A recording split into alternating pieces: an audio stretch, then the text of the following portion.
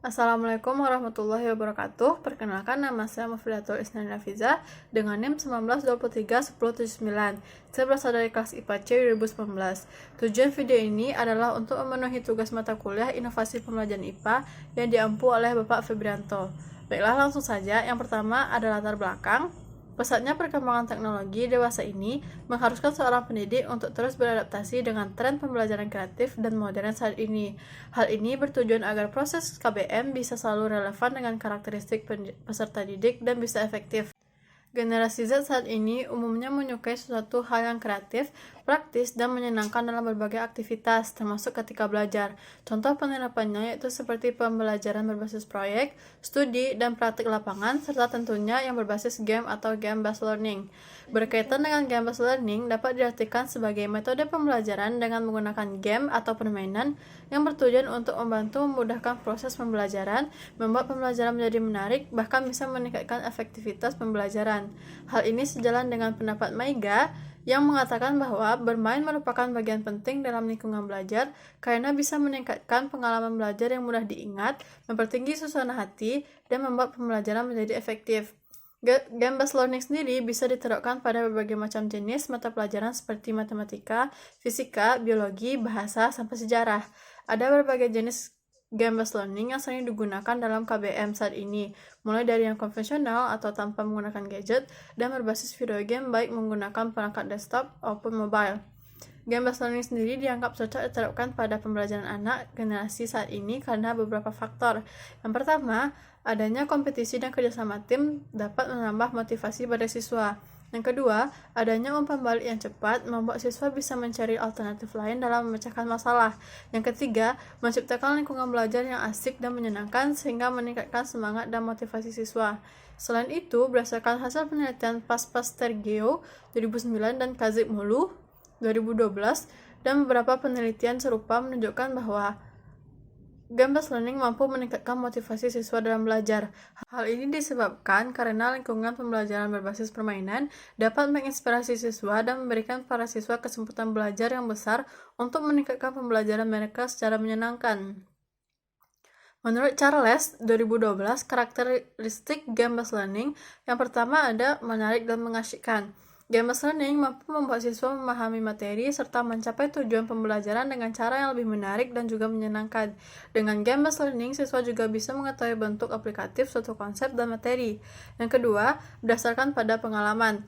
Peserta didik tidak harus diarahkan dan dilatih dalam memainkan game dan memahami isi dari game. Melalui game-based learning, peserta didik akan memahami dengan sendirinya melalui proses trial and error, sehingga ketika mengalami kegagalan, mereka akan mencoba lagi dengan strategi dan cara yang berbeda dalam mencapai tujuan atau misi. Yang ketiga, ada tantangan yang bisa disesuaikan. Karakteristik game-based learning umumnya memiliki tingkatan tantangan yang berbeda-beda, mulai dari yang mudah sampai sulit. Umumnya game menggunakan level bisa ditemui pada jenis video game.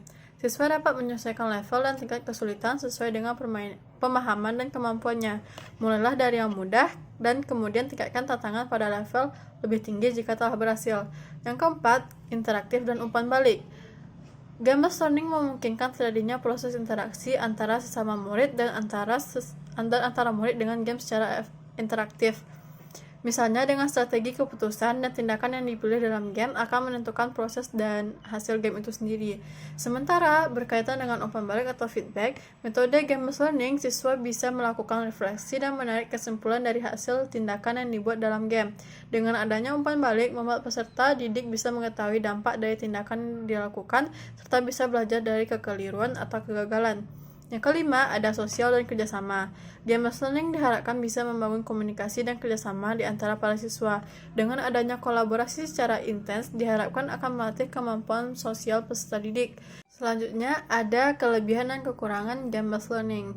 Game-based learning sama dengan metode lainnya memiliki kelebihan dan juga kekurangan. Kelebihan membuat siswa menjadi aktif dan kritis, adanya interaksi dan peran langsung dalam pembelajaran.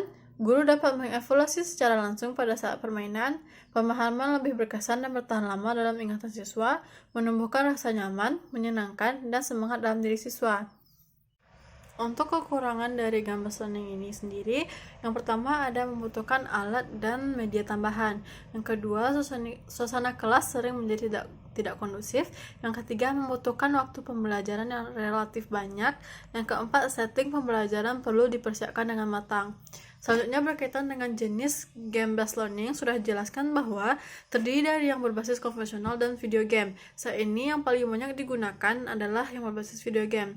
Sebagai pendidik tentu saja perlu mengetahui dan memperbanyak referensi mengenai berbagai contoh game yang bisa dipakai untuk menunjang pembelajaran. Nah, pada kesempatan kali ini saya akan melakukan inovasi pembelajaran IPA yang menggunakan game-based learning dengan metode konvensional, yaitu dengan mengadaptasi permainan monopoli di mana siswa dapat bermain dengan materi KDIPA.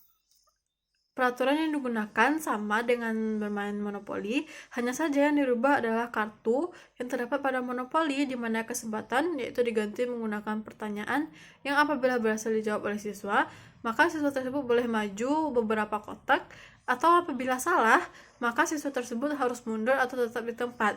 Sedangkan untuk dana umum, maka diganti dengan permainan kata, seperti menyusun, melengkapi, dan menemukan kata yang salah pada kalimat.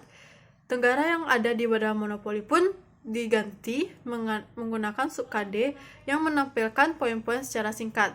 Untuk uang yang digunakan dalam monopoli juga dapat digunakan atau diganti menggunakan poin, di mana siswa tersebut harus mengumpulkan poin sebanyak-banyaknya dengan menjawab pertanyaan atau menyusun kata dengan permainan tadi. Kemudian pemenang adalah yang paling banyak mengumpulkan poin. Permainan dapat dimainkan secara 3 kali berturut-turut agar siswa dapat mengumpulkan poin dalam menjawab pertanyaan. Baiklah, sekian dari saya. Terima kasih sudah menonton. Assalamualaikum warahmatullahi wabarakatuh.